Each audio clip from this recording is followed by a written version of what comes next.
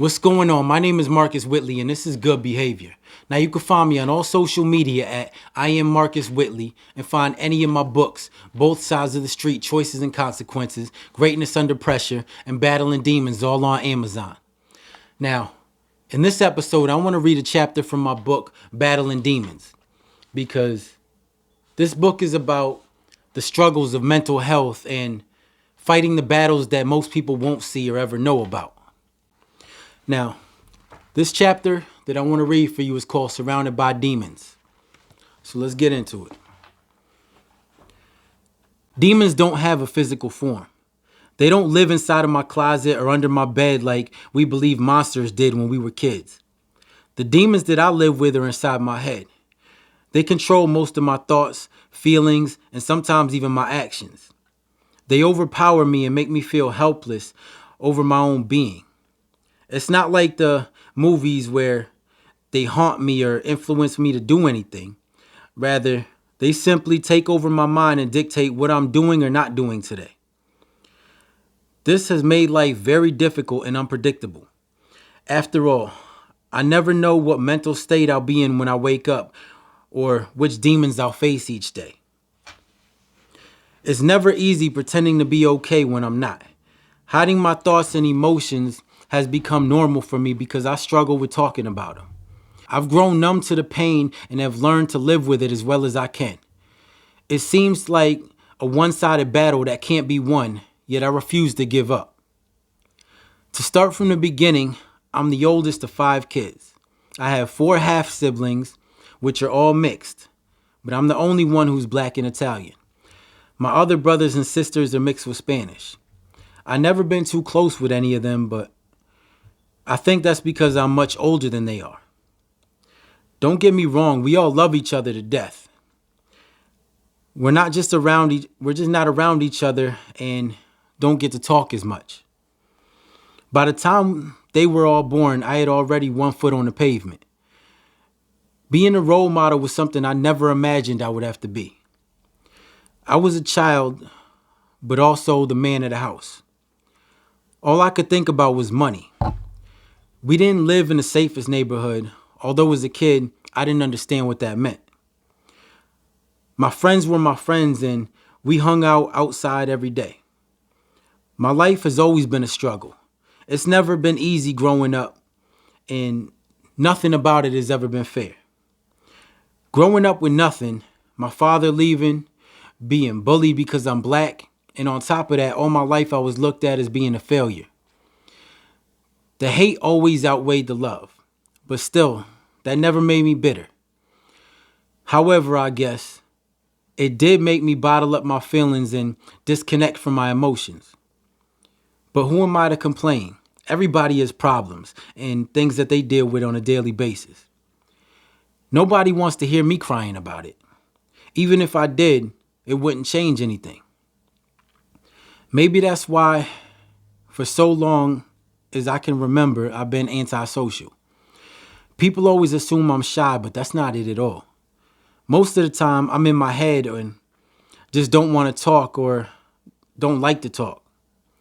It's hard to open up because when I did in the past, it didn't go well. I have trust issues and trauma because of that. I'm not sure if I'll ever be able to trust anyone again. Now, I've also been having nightmares on and off ever since I was a kid. They're always different, but played out the same in the end. I would die, and each time it would be in a different way. No matter what I do, the outcome never changed. These nightmares are so vivid and detailed that I believe they were real. I wake up covered in sweat, checking my body to make sure I was okay, or I would jump straight out of the bed with my fist clenched, ready to fight. When I was younger, I would sleep with a knife or a gun under my pillow, thinking that somebody was going to try to kill me while I was sleeping. Those nightmares made me paranoid. There's been times I stayed awake all night just because I didn't want to go to sleep. That was a battle I rarely won, but not winning didn't stop me from trying. Why can't I have normal nightmares about monsters or something scary like other kids? Why do I always have to die? I've always wondered if people can control what they dream about, but it doesn't seem like that's a possibility. Anything I've ever gotten in life, I had to work hard for. I take pride in that. I've always been the type of person who has to finish anything that I start.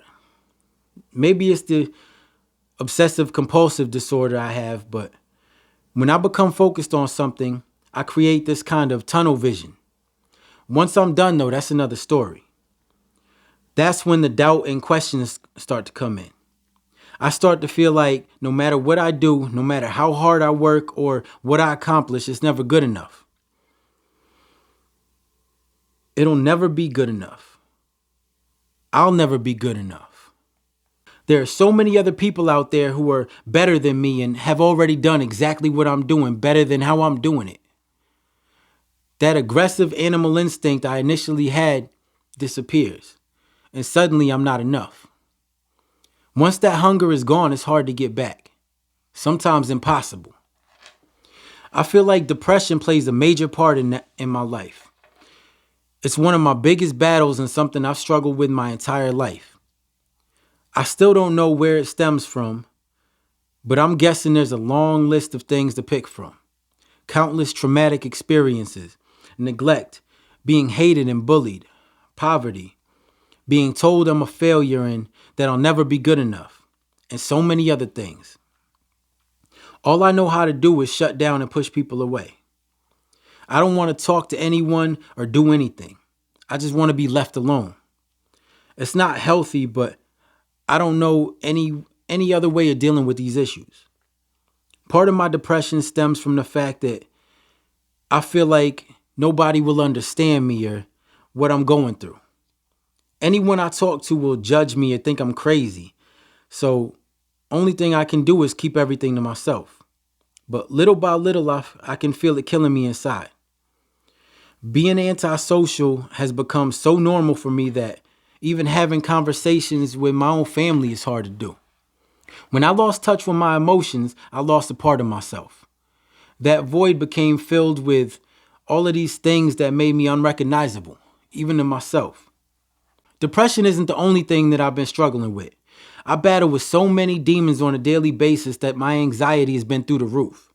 It causes me to have panic attacks and be even more short-tempered than usual. That's never been fun to deal with. Anxiety makes me not like being around people even more than I already don't like to. I hate being in large crowds and feel uncomfortable whenever I do have to be in them. I hate being in small crowds too. I hate having any attention focused on me, and I feel awkward whenever I'm complimented for anything. It's ironic because my passions and the field of work that I'm in force me to put myself in those kind of situations. So learning to open up is necessary. If I don't find ways to adapt and adjust, I won't be able to do what I want to do and what I'm good at. I love what I do more than I hate my anxiety, so I refuse to let it stop me. It's not easy, but what other choice do I have? If I don't pick myself up and push forward, then who will? Demons appear in so many different forms that it's hard to notice them most of the time. What's even worse is when I'm fighting with myself or with somebody else who's trying to point out that they see something is wrong. These demons know how to manipulate my mind into believing that everything is normal and that I don't have a problem. That causes me to get angry at others and become defensive for saying I do have a problem. Nobody wants to believe that they have an addiction or struggle with mental health. I know I don't. Every day I look in the mirror and tell myself that I'm good. I'm not sure if I'm trying to convince myself or if I'm asking myself if I am. Part of me believes that saying those things could make a difference, but another part of me makes me feel like I'm lying to myself. At this point, I don't know what's right and what's wrong, what's real or what's not. I just try to make it through each day and hope that I won't fail. Now, that was a chapter from my book, Battling Demons. If you haven't got it already, go out and get it. It's on Amazon. Now, I hope this episode was able to show you that mental health is a serious issue that a lot of people struggle with. Don't be afraid to ask for help or go get help if you need it. Now, my name is Marcus Whitley, and this is Good Behavior. So until the next episode.